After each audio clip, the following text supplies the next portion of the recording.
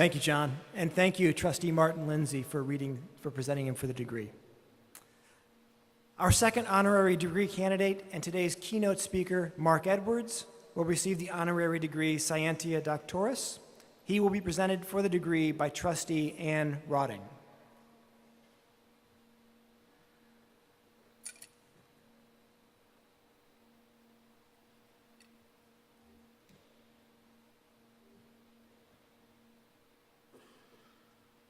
Marc Edwards, in recognition of your status as a civil and environmental engineer and one of the world's leading experts in copper corrosion and water corrosion in home plumbing, in honor of your significant contributions as the lead investigative scientist uncovering the 2001-2004 Washington, D.C. lead contamination and the 2014 and 2016 Flint water crisis, in which you conducted the most thorough, independent evaluation of water in U.S. history, with admiration for the example you set in modeling actions to act locally on sustainability and conservation efforts, demand solutions, and change the world for the better at great personal risk, in acknowledgement of your position as a Charles P.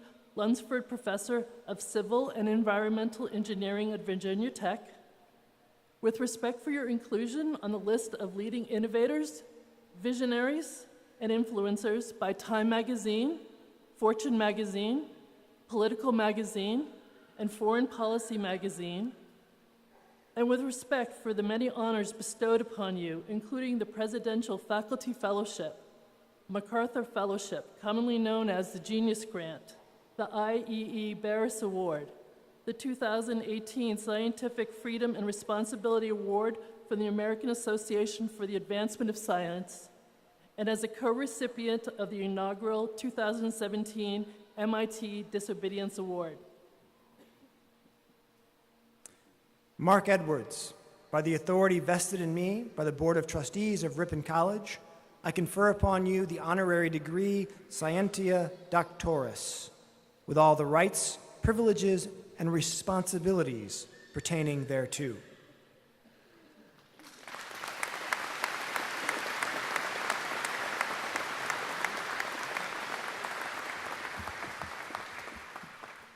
Well, thank you, and if I was half as worthy as that introduction implied, I would be taking a seat and quitting while I'm ahead. But I'm feeling really, really inspired. Over the last day, I've met many of the graduates and their families, and it was about 2 years ago I had prepared some really great remarks on a life well lived. And it went to legal review, and I discovered that Ripon College had trademarked the phrase. I couldn't use it. No one else can have a life well lived. And so, graduates, I'm also here to tell you that living up to that motto, that burden, has never been more important. Truly, the fate of humankind depends on it. I looked into this matter, and I discovered that this relatively recent trademark reflects a long-standing reality here at Ripon. It was just in the first year in which this village was founded that the settlers, putting honor before self-interest, set aside the very best land for the common good, this college. And a few years later, it was enlightened residents from 3 major political parties of the time who put truth before tribalism and united in a common cause against slavery, formed the Republican Party. And it was 7 years thereafter that we had our great Civil War, the horrible human sacrifice that was necessary to bend the moral arc of our universe towards justice. And it is that history, your history, that has all the ingredients of a life well lived. Honor before self-interest. Truth before tribalism. Sacrifice for a cause greater than yourself. So simple, yet so rarely achieved. And you know why? Because it's hard. It is really, really hard. First, there's always the temptation of shortcuts. You've heard about fake it until you make it. That's not a new thing. Fake it till you make it has been a thing for a long, long time. And the reason is because it works really, really well until it doesn't work. And innocent people get hurt. And think Theranos, think Madoff, think the financial crisis that's going to come around every 10 years that you are alive. There are no shortcuts that place self-interest over honor on the path to a life well lived. And then, unfortunately, evolutionarily, we are just hardwired to value tribalism over truth. It is having our own truth and our own biased interpretation of facts. It's simply a whole lot easier than admitting the reality that we're very, very often wrong. And so many of us end up living a lie, and there's always that danger. And if you overcome those character flaws, then there's the sacrifice. Now, we don't live in an era where most of us are asked to lay down our lives for a cause greater than ourselves. But if you ever want to live hell on earth, allege wrongdoing by your friends and institutions, and be proven right, you will live hell on earth.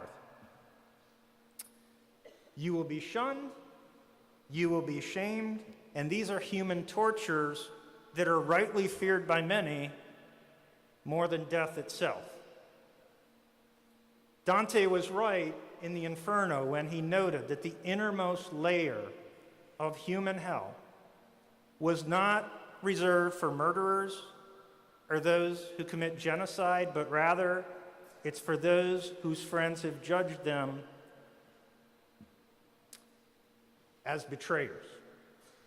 Those sometimes who put truth before tribalism. And very few people can withstand that sort of hell for an hour, much less a month, a year, or a lifetime. So that's the bad news. But here's the good news. For those of you who are willing to pay that price, it is really, really worth it. In my own case, exposing the government and scientific misconduct that was behind the DC, Flint, Denmark, and St. Joseph water crises, that was priceless. Our work helped mobilize more than $700 million in relief funding. It led to criminal indictments, and it spurred national conversations about what ails us. And those of us who worked on it, we got up every single day with such a sense of purpose. And we worked with people from all political tribes to expose this. And everyone here today, I wish, could experience something like that just once in their lifetime. And atypically, unfortunately, really unusually, I got far more than my fair share of rewards for doing the right thing. Now that doesn't usually happen, but for me it started in 2005. I went to the mailbox and I got a check from $100 out of nowhere from Rainbow Moms in Washington State thanking me for doing the right thing. And I go to the mailbox to the present day and I get letters from just residents we've helped thanking us. And sometimes it will just have a $1 bill, which is, I think, all they can afford to help us to continue this work. And it really is the thought that counts. And there was one day I got a call from the MacArthur Foundation, and they just gave me a check for $500,000 and left and never bothered me again. And I wish everyone here could experience something like that once in their life, too. In my case, I was so inspired, I went out and spent $1 million trying to help people. But, you know, it was interesting. After I got the MacArthur Award, they interview your parents. And my mom, I was scared to read in the newspaper the next day. She was quoted that, yeah, her firstborn son, he was all right, but, quote, he is no genius. Yeah, thanks, Mom. I couldn't even dream for 24 hours. Like, truth before tribalism, truth before family. That's my mom. And, you know, 2018, though, when I got the inaugural award from MIT for disobedience. That's right, I got an award for disobedience and more than $100,000 to help us continue our work. My mom was the first to go on record saying that no one was more deserving. And where were all those people handing out awards for disobedience when I was 5 years old and I really could have used them? But, you know, over the last 15 years, wow, I have also gotten far, far more than my fair share of criticism. I have lived hell on earth. I was spied on. I lost funding. I was retaliated against, rumor-mongered, vindictively backstabbed. And that was just amongst people who were once my friends. And I got death threats and worse from those who weren't. And that is really our dirty secret. What we never want to admit is that our species is really, really good at punishing people for doing the right thing, people who put truth before tribalism. We teach you to conform. We teach you to be willfully blind. And if doing the right thing, you will be disliked, you will be shunned, and you will be shamed. That is the reality. And we will teach you the importance of building bridges. And we even tell you to never, ever burn a bridge behind you. And the one thing I want you to remember here today is that's flat out wrong. Because a life well lived, I can guarantee you, is more about the bridges that you should burn than the bridges that you built. Because, you know, when it comes to managing those gut-wrenching ethical dilemmas and the lost friends and trying to maintain your sanity, one of the things I've learned, the most important thing is that it's always darkest before you burn that bridge behind you. And that's comforting. In those defining moments on your path to a life well lived, it will always be darkest before you burn that bridge behind you. If it ever comes down to the fact that you're being pressured for self-interest over honor, you have to burn that bridge. If it comes to tribalism over truth, burn that bridge. When you have to protect yourself from the inhuman torture of shunning and shaming, burn that bridge. Burn that bridge whenever doing so will shine a light on corruption and help bend the moral arc of this universe towards justice.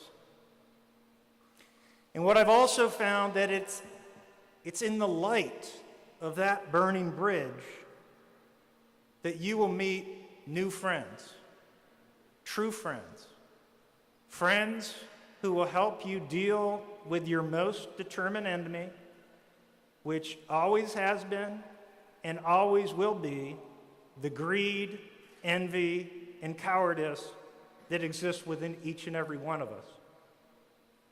And it is going to be that fellowship, that deserved trust, who are amongst those who are willing to fight those inner demons to do good. That's going to be your highest reward for a life well lived. And so, Ripon graduates, you've been given every advantage, you will have every opportunity, but you must dare and you must have moral courage to live such a life. So honor over self-interest, truth over tribalism, sacrifice for a cause greater than yourself. Ripon graduates, go live that life. Thank you.